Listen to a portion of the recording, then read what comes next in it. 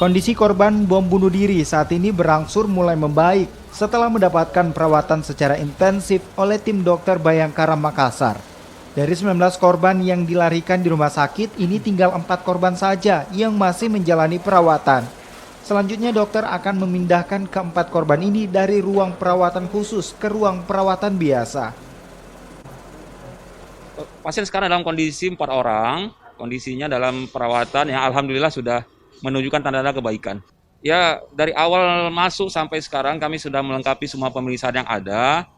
Sudah kita bersihkan semua luka-luka yang dialami korban, sehingga sampai hari ini kemungkinan kami akan pindahkan pasien ke ruang perawatan biasa.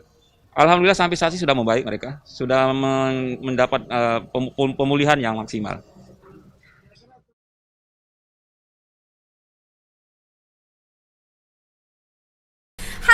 Halo, saya Audrey Chandra, presenter di Sapa Indonesia Siang. Perbaharui yuk informasi yang paling baru, independen dan juga terpercaya hanya di YouTube Kompas TV. Jangan lupa untuk subscribe, like, komen, dan juga share ya. Nah terakhir itu tuh dinyalain loncengnya ya untuk dapetin notifikasi berita-berita terbaru.